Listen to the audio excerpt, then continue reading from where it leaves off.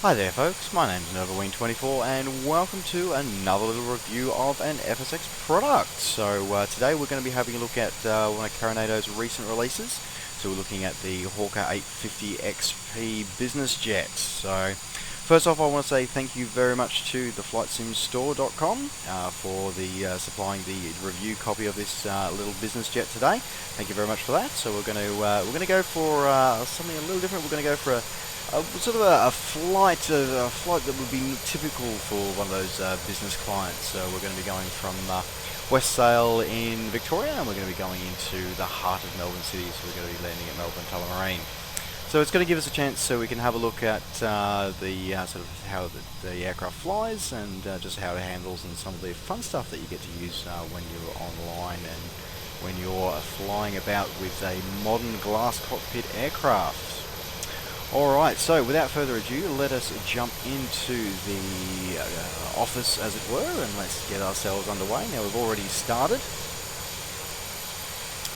Okay.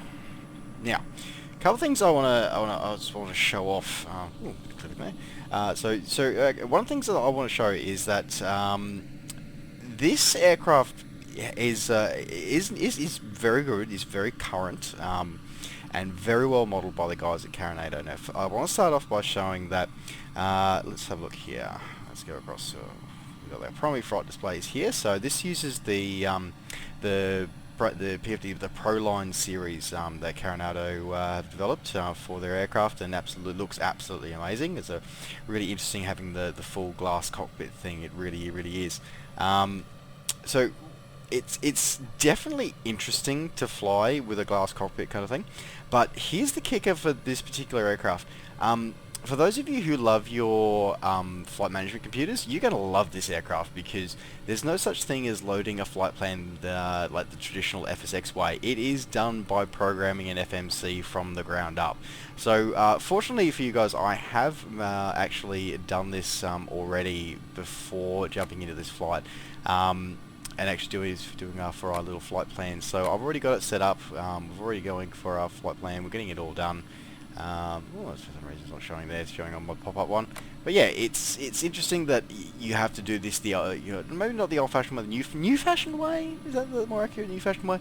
But yeah, definitely not your traditional sort of just load a flight plan, switch on the GPS nav, and off you go. So you do actually have to do a few more things with this one, which, you know what, is what I enjoy. You know, I enjoy being challenged every now and again.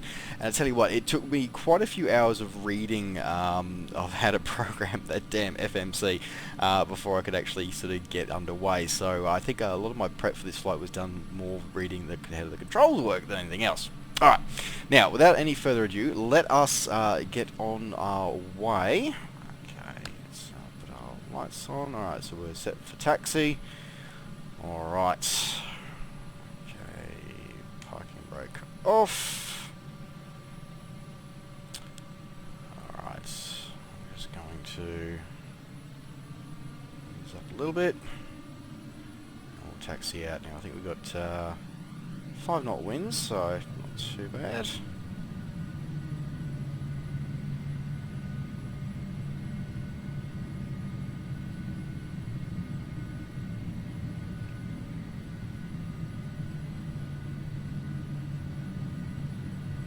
Across here, so yeah, we're in West Sale, so on the to the eastern side of Victoria. We're going to be ferrying our business, high-flying business partners. We're flying to a meeting in Melbourne and see what the approach is like there. Now, one thing that I must admit I am kind of very happy with this one is that despite how complex the systems of it can be, Carenado have designed it and maintained it in a world that's very frame friendly, and you don't have any of the negative performance impacts that I have experienced with some other aircraft which have a lot of complexity to them. So that's something that's definitely a feather in the cap for the Carenado guys. Very impressed already just with that one. It's going beautifully well on the frames and just feels right. Very quiet too, at least on the inside anyway. I guess we'll our business customers pay a lot of money for that sound dampening to make sure that they don't have to listen to the roar of the engines while they're being ferried around to all their multi-billion-dollar business empires. Let's face it, you got to have one to be able to have a private jet, don't you? All right.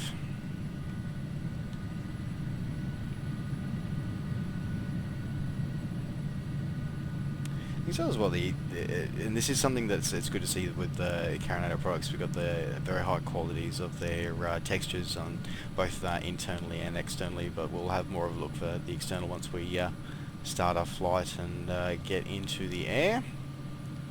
Alright, so we'll just taxi out here. Line ourselves up.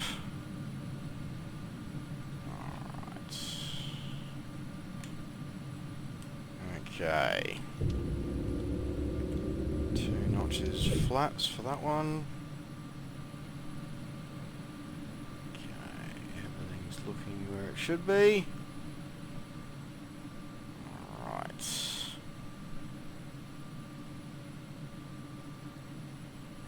Alright, let's spool these engines up.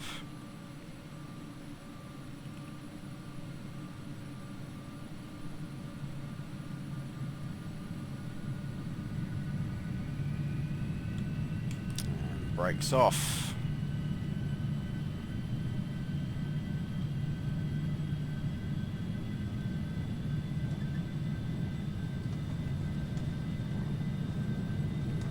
So one of the things that I really like about Carenado as well is that you get the rickety, bumpity sounds of an airframe as it rolls. So you actually, it's not just silent or just the engine noise. You actually feel the airframe of it as well, which is always really, really nice. Okay, I've got V1. Rotate. Very nice and smooth off the ground there.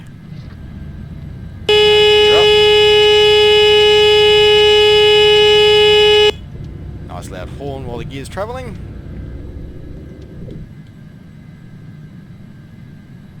Righty, there we go. Okay.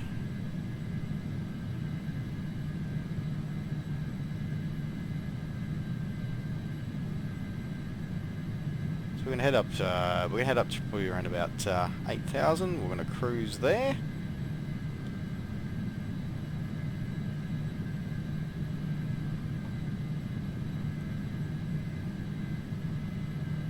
Very responsive on the airframe as well, which is always nice to feel. We've got the ribbon of the FMC going up there. Well, not the FMC, the MFD. God, there's all these acronyms. There's just so many damn acronyms. There really are. Alright. Now, of course, we've taken off now, so we need to move that beacon onto there. Okay, well, we can turn our landing lights off. Now, something as well, guys, is that it is a traditional kit of Carenado, and actually quite common with some other developers as well, where if you've got multi-position switches, you use left and right, so left to go forward, right to go back as well, so something to be aware of. Alright, nice and tucked away. So just while we're continuing our climb there, I'll go through some of the, we'll just go through, wander around the cockpit as it were. So as I was starting to show off before, so yeah, we've got the glass cockpit of the Carenado's Proline series, the Proline 21 series. So we've got our full glass cockpit with our little ribbons and tape and all the fun stuff as well. Multi-position as well. Now it is available both in the cockpit, virtual cockpit here, and is also available on a shift pop-up. Kind of useful on the shift pop-up as well, especially when you're getting to learn it, as I am sort of at the moment as well. So yeah, kind of important for that. Oh. I'm starting to wander off course a little bit. Still working my way through the full autopilot though at the moment, folks. Now on top of that, yeah, we've got a autopilot panel. Now I must admit that this autopilot panel is quite challenging for me because it's a dark panel. It corresponds to items that come up on the glass cockpit there on the MFD. But yeah, I'm you know what? I know it's the modern lines and clean lines and all that kind of stuff, but you know what? I kind of like the fact that, you know, it illuminates when I know what's engaged and stuff like that. So I kind of miss that, but you know, I'll get used to that. I'm sure. I'm sure I will get used to that eventually. All right, and of course you got your N1 fuel gauge and all that kind of stuff as well coming up on your other flight displays. And of course, moving down, we've got the FMC that we saw before. So we've got both pilot and co-pilots as well, and usually very nicely detailed setup for the center pedestal as well. So you got your twin throttles, your wheel parking brakes, and your air brakes as well. So yeah, it does actually use actual paddle air brakes as well as reverse thrusters. So yeah, it's a nice. It's an interesting aircraft. It's fairly complex for a business jet, but at the same time, also very nice, clean layout as well. Now, what Carenado have done, Carenado have really sort of outdone themselves with this one. So what they offer is they offer two models of the 850 included in when you purchase it. So they give you the standard one and they give you the light one. Now the difference, I hear you ask, what is the difference between the light and the standard? So the standard variant has not just all these beautiful textures in the cockpit and all the beautiful textures on the outside, it also has this. So you can actually be fly as one of the passengers on your beautiful business jet, and you can actually sort of get a feeling of the luxury that it is that you'll be whizzing your passengers around in all over the place. So yeah, it's a really cool little like additional feature, and you know what, I was very surprised when I saw this was actually sort of part of it, and you know what, I'm glad they did it because it just looks really good. It you know, you have to have the feeling of getting into one of these aircraft, and I've never flown in one. I have been in a couple of the Gulfstream series and a Hawker 800, not the 850 but the early 800 model, on the ground, but never been fortunate enough to fly in them. So yeah, it's kind of cool that they've gone to that little bit of extra detail to actually give that to us as well. So that's a nice touch, Karen. I'm really happy that you did that. So it's just kind of cool. All right, now. There, as I said, the second version that is offered, of course, is the light variant as well. Now, the light variant simply does away with all those rear textures there, so none of that stuff at the back, just all the things that are there for us to just focus solely on flying and enjoying that kind of stuff. So, you know what, if your machine can handle it, leave them switched on. If you can't, or you know you're never really going to need to do that, then yeah, okay, alright, turn it off. But the fact that they're there is just, it's a nice touch. It's a really nice touch, and I'm kind of impressed. I am kind of impressed. So as we have a look around the external textures of the Hawker 850XP that we've got here from Carenado, I just want to sort of go through and just, yeah, it really is amazing, and I'm really loving the lighting effects that have come through this one, and just reflecting on the modeling as well. Like the texturing is just really beautiful, but it's the model behind it as well. There's all the detail as well. You've got all these little panel lines and all the rivets and things like that that you can actually see reflecting through the sun as well, which is, it really it separates the wheat from the chaff kind of thing when it comes to the quality of payware. And then it really does impress me that the Carenados continue with their great work. I mean, little things like, you know, having the little marks inside of the jet deflectors from where they kick over when the reverse thrust engage and stuff like that. Like, that's really impressive stuff, and it goes through the show. It goes to show the quality of the work that they're doing. I really always enjoy watching and seeing the fruits of the labours of the modelling team and the texture team, because I think sometimes we underestimate how much of a difference it really makes to our simulating experience. As we do the top eye there, you can see all the sparkles there from the sparkles. No, all the reflections from all the rivet heads and stuff like that, which really gives it that extra bit to our simulation experience and just gives us something different. So I'm really impressed by what they've done with this one. Not only is it providing a really beautiful flight dynamic and actual impressive aircraft to feel under the controls, and actually to be able to enjoy and respect the interior and the exterior model of it. It just gives us something a little bit different, a little bit cool. So and still a little bit challenging as well, which is what I do appreciate at times. Not that. So beyond that, as well, as we fly through a bit of stormy weather here on our way to Melbourne. So yeah, the 850XP was the sort of the final version and the variant of the 800 series from Hawker Beechcraft.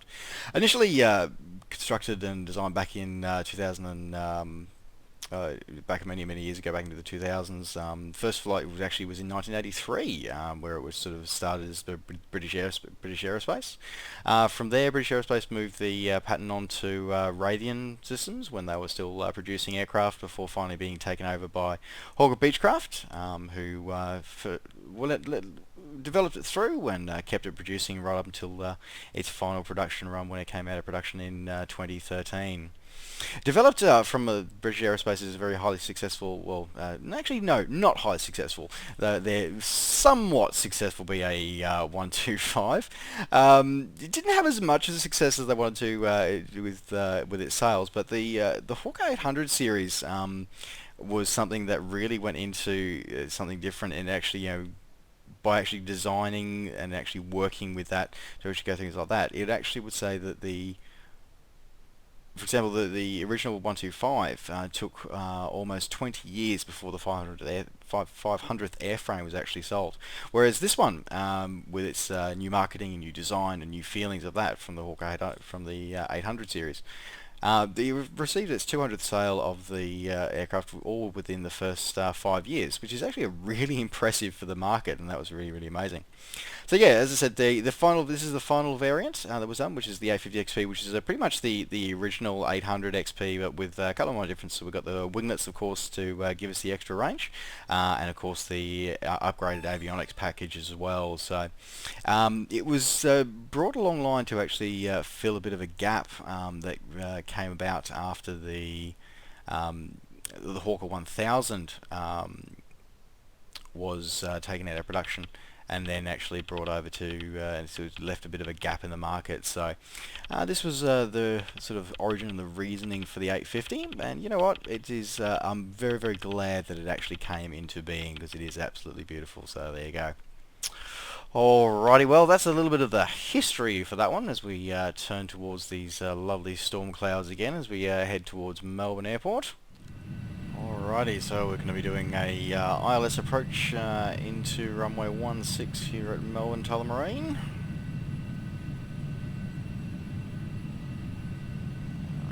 Lose some of that altitude and airspeed, get ourselves back onto the glide slope. Now we'll see how good I am at following an ILS.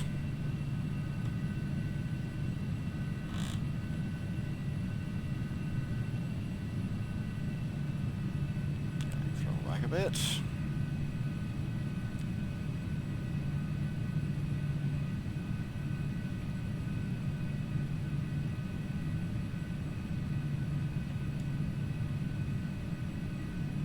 Adjust that down a bit for the approach.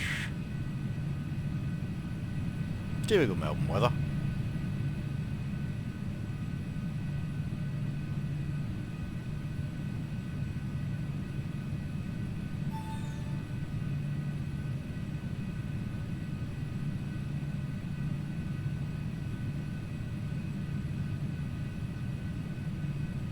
Alright, so fully established.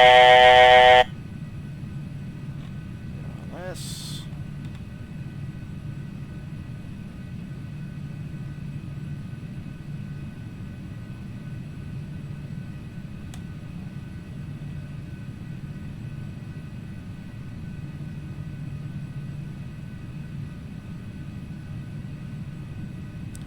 Nice and easy as we come down through here.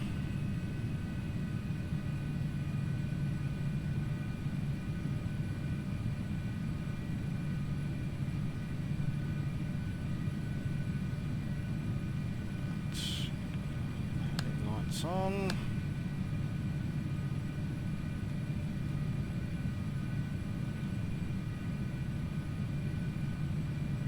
$2,500.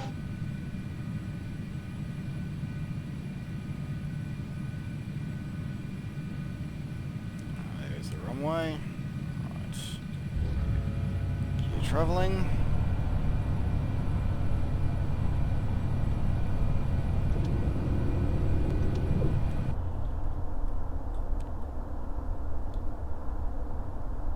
She does look rather impressive, doesn't she?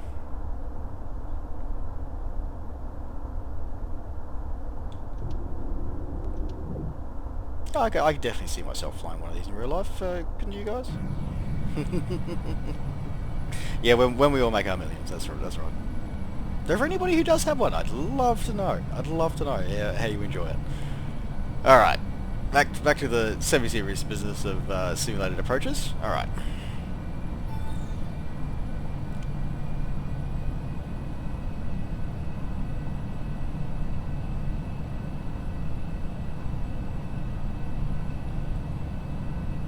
This is where coming in on finals here. Yeah, so something else that it does have is it does come with Navigraph database, so which is updated for up to date for sort of 2013, and it is compatible if you do have a Navigraph subscription to get yourself the really true and up to date ones. It is fully compatible with this aircraft as well. Just as a side note for those who use such things.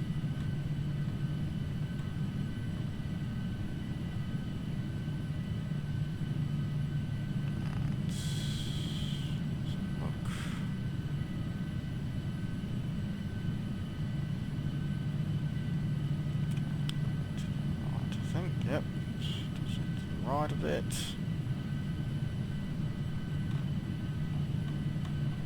$1,000.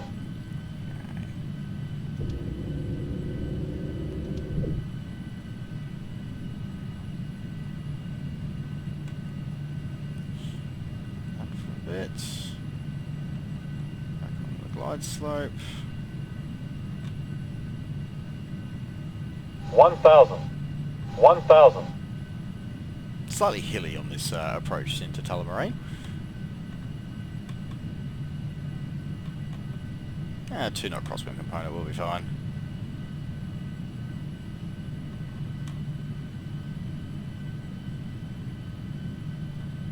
Bang on the glide slope.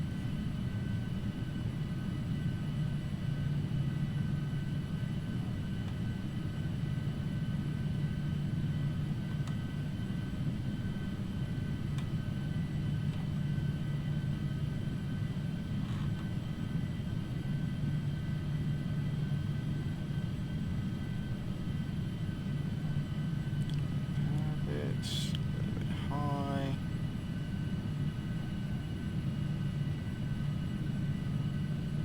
500.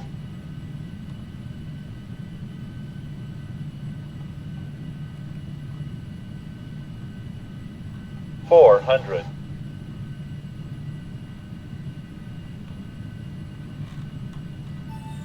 I've been warned about the flare. 300.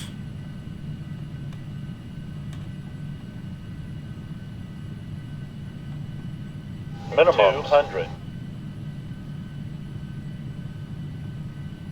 Minimum 200.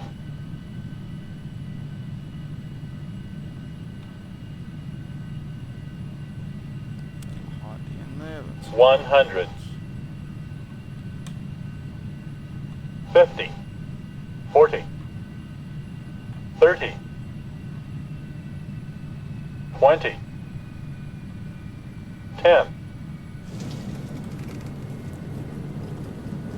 Retards.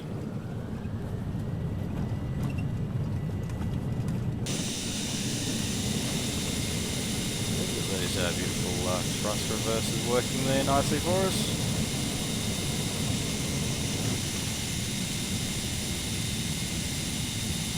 And there we are. Welcome to beautiful Melbourne.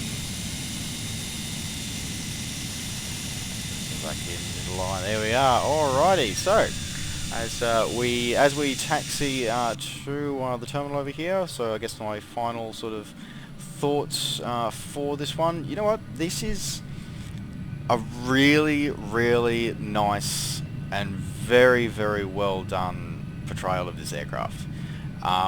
It balances the realism versus the simulation sort of type of thing as well, and I think it balances it really, really nicely. It's got features in there for those who want to really do the full recreation of real-world piloting stuff, and it's also got the things in there for those of us who don't necessarily do that for a whole lot of stuff, but over here for a little bit of fun as well as a bit of professionalism as well. So it sort of gives you the best of both worlds, and it's a very finely balanced thing, and I think Carenado, you should be very, very proud of this particular piece of work. Very impressed with this one so far, so yeah, very, very nice. So yeah, this is available from your favourite flight sim retailer. I would highly recommend grabbing it from flightsimstore.com. I do want to say thank you very much again to the guys over at Flight Sim Store for supplying the review copy of this one. It's been an absolute pleasure to fly. Thank you very much. As always, folks, don't forget to like and subscribe. Like the video, subscribe to the channel if you are enjoying these videos and want to see more. And of course, as always, you can always catch up with me and all the things I'm up to between videos just by finding me on Facebook and on Twitter. Just search Novawing24. Alright folks, thanks very much for watching here. Take care, safe skies to all, and we'll see you next time. Bye for now.